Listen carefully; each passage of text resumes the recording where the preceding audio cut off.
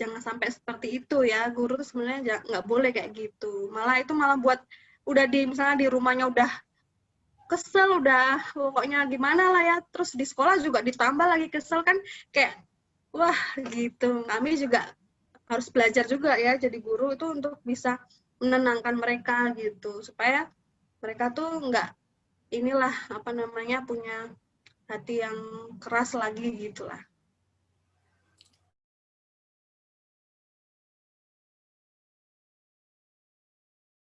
Lalu selama pandemi ini sekolah mengajar siswanya bagaimana, Bu?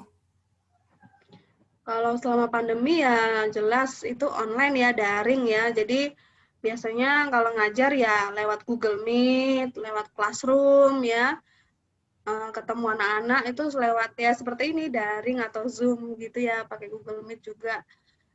Ya kadang anak-anak itu ini ya lama-lama juga bosan, ada bosannya juga gitu ya. Terus malah tambah males gitu ya, beberapa anak itu sampai ada yang nggak pernah ikut Google Meet sama sekali itu. Jadi baru ikut itu pas di akhir-akhir udah mau ujian gitulah. Itu Cuma juga ambil. iya, jadi cuman absen tok di wali kelas mungkin ya. Terus pas pelajaran malah nggak nongol gitu. Udah kasih tahu wali kelas tapi tetap aja anaknya kayak gitu, entah nggak tahu apa alasannya ya. Terus tugas juga nggak pernah dikumpul. Nah dikumpul tuh pas baru akhir-akhir gitu.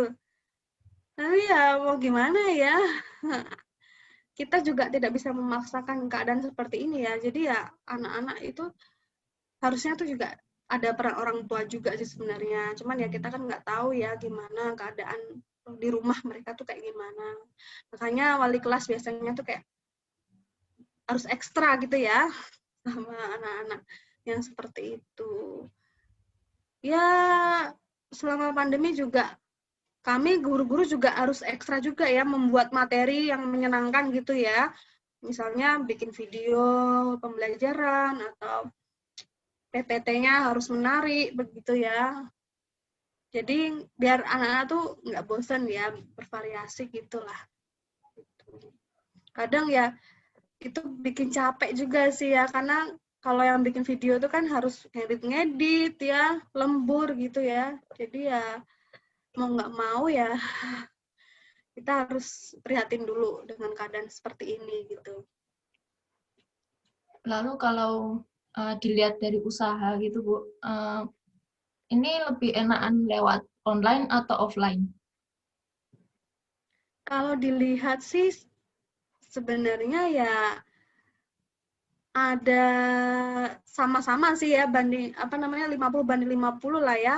Kalau di online enaknya itu ya bisa langsung cepet gitu ya, kasih materi, kasih apa tuh langsung cepet lah sampai ke mereka. Dan sekarang kan zamannya juga komputer apa namanya teknologi gitu ya.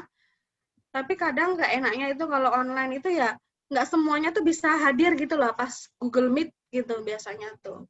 Karena ada alasan ya entah itu bolos apa namanya dia main atau dia tidur kesiangan gitu kan, kadang ada yang karena kayak gitu ya kan. Beda kalau misalnya sekolah offline ya kan, mereka memang harus datang ke sekolah ya, jadi kan bisa ikut semua ya, datang ke sekolah semua. Terus yang telat itu ada hukumannya lah. Ini kalau yang telat atau kesiangan ya nggak ada konsekuensinya, paling yang konsekuensinya ya mereka ketinggalan pelajaran gitu. Sebenarnya sih kalau dibilang sih enak offline sih, jadi tatap muka langsung gitu. Kalau kayak gini kan kita nggak bisa tahu keadaan, apalagi kalau ujian ulangan ya, kita kan nggak tahu mereka kerjasama atau nggak gitu kan ya di belakang kita kan. Nah itu enaknya sih offline sih kalau dibilang kayak kalau mau ngajar sih enaknya offline, langsung ketemu langsung gitu sama anak-anaknya. Apalagi ini kan yang kelas 10 kan belum pernah sama sekali ketemu gitu ya. Jadi kenalnya tuh kurang gitu ya. Kadang mereka juga malu gitu ya, mau buka kamera gitu kan, biasanya ibu minta tampilkan kameranya, mereka nggak mau gitu, kayak malu atau gimana juga nggak tahu ya. Jadi ya mungkin lebih enak tuh kalau face to face gitu kan, langsung gitu pas offline gitu. Nah, tadi Ibu kan bilang dulu sempat mengajar di SMP ya? SMP bukan? Ya, SMP. Ya. Ya, SMP mana? SMP ini di Balikpapan, swasta. Itu termasuk sekolah internasional juga sih, Harapan Bangsa kalau nggak salah namanya itu ya. Itu di sana ibu yang ngajar sains karena kan di sana kan SMP ya. Jadi kalau IPA-nya itu gabung. Jadi ya ada biologi, kimia, fisika. Jadi ya waktu di sana itu yang ngajar fisika juga. Tapi kalau di sana itu memang kan harus bahasa Inggris ya. Nah, itu kita harus guru juga pinter bahasa juga ya, bahasa Inggris juga untuk mengajar anak-anak yang internasional ya, sekolah internasional gitu. Sebenarnya kalau dilihat perbedaan anak SMP sama SMA kurang lebih ya hampir sama sih, cuman ya kalau dari kenakalan kadang ada bedanya juga sih. Kalau SMP itu mungkin karena kan masih masa mencari jati diri ya, jadi ya aneh-aneh gitulah ya, apa namanya, kasus-kasusnya itu. Tapi kalau di SMA ini kan karena mungkin udah agak dewasa, jadi ya permasalahannya agak lebih beda lah. Gitu. Penanganannya juga beda. Jadi menurut Ibu enakan ngajar anak SMA atau SMP, Bu? Kalau dibilang gitu sih sama aja sih sebenarnya. Tapi ibu kayaknya lebih enak SMA sih. Karena SMA kan anak-anak sudah mulai dewasa lah pemikirannya ya. Harusnya anak SMA tuh sudah tahu lah cara menghormati guru, cara berpikirnya gitu udah dewasa gitulah, cara menyelesaikan masalahnya tuh udah bisa gitu. Kalau anak SMP kan masih perlu bantuan gitu ya kan.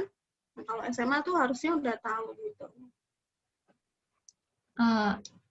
Untuk pertanyaan terakhir, Bu, ada nggak sih pesan yang bisa dikasihin ke penonton untuk yang sesama guru pekerjaannya atau murid atau juga orang-orang yang ingin jadi guru gitu, ada pesan yang bisa diberikan?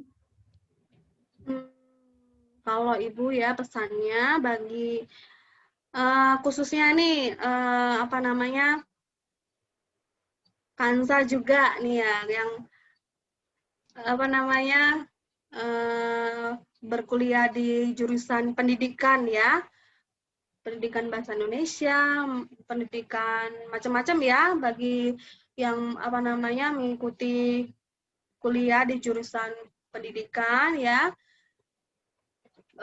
Ibu harap kalian punya hati yang mau melayani anak-anak ya, melayani karena kita kan ketemunya itu setiap hari sama anak-anak ya kan, kalau guru ya kan sama anak-anak ya, mau itu guru TK, guru SD, SMP, SMA kan kita ketemunya sama anak-anak ya, banyak ketemunya. Nah, kita harus punya hati sama anak-anak dulu ya, kalau kita nggak punya hati sama anak-anak kita susah masuk ke anak-anak gitu. Jadi harus punya hati dulu ke anak-anak dan punya hati juga untuk mencerdaskan anak-anak bangsa, karena ya kita penerus ini, generasi muda penerus bangsa untuk mencerdaskan anak-anak bangsa juga ya di bawah kita ini ya. Jadi supaya anak-anak bangsa ini tidak gampang dibodohi juga, karena masih banyak kok anak-anak di luar sana itu yang kurang pendidikannya ya. Jadi seperti kayak di pelosok-pelosok itu kan masih kurang tuh ya pendidikannya. Jadi kita juga harus punya hati yang mau membantu gitu ya, supaya mereka tuh bisa pinter, bisa tahu gitu tentang pengetahuan apa aja gitu ya.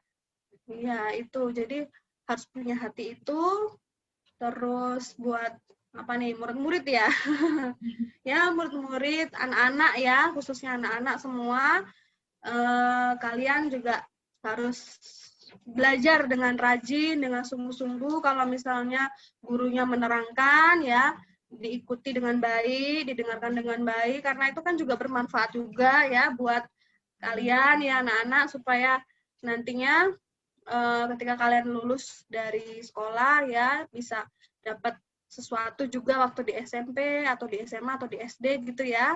Terus kejarlah cita-cita kalian ya, mau kalian mau jadi apapun itu ya, perjuangkan itu ya.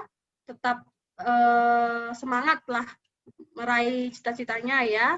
Kalau ada yang mau jadi guru ya itu wah luar biasa juga ya, itu pekerjaan yang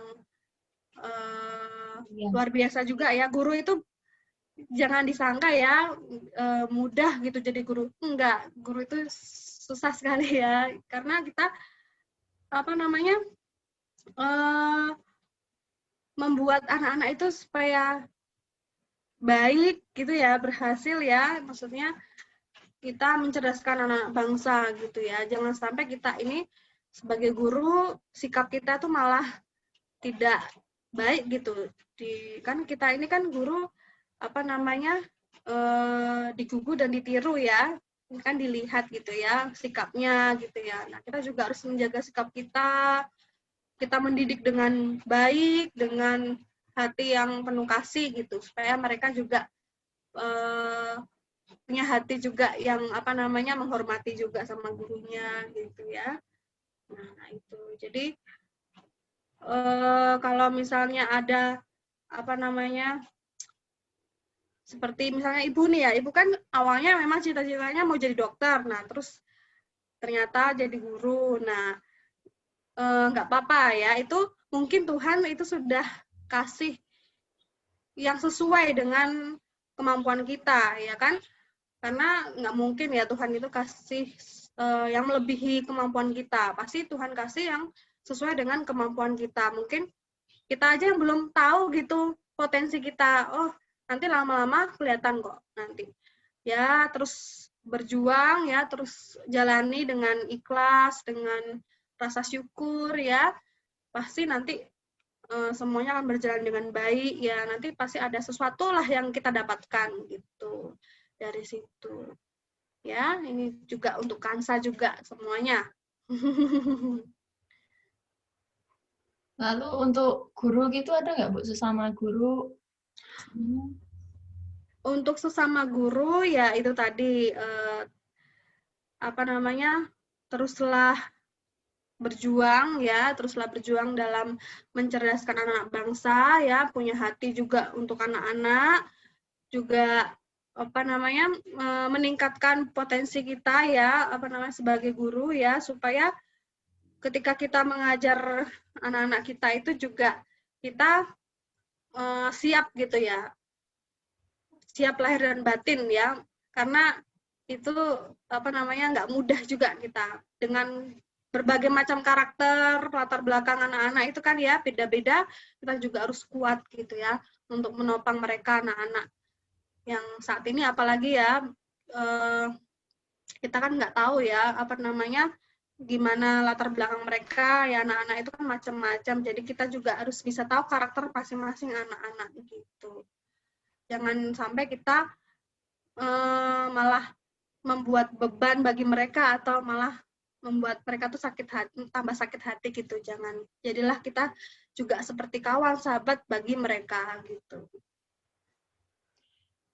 Baik, makasih ya Bu untuk waktunya hari ini. Semoga cerita Ibu hari ini bermanfaat untuk orang lain. Iya, sama-sama Kansa. Kansa juga semangat ya menjalani perkuliahan di jurusan Bahasa Indonesia ya, Pendidikan Bahasa Indonesia. Semoga sukses selalu ya dan bisa mengikutinya sampai akhir, sampai lulus wisuda. Amin. Makasih ya Bu. Iya, sama-sama. Itulah podcast kita kali ini. Jangan lupa untuk like, share, subscribe, dan komen. Terima kasih telah menonton.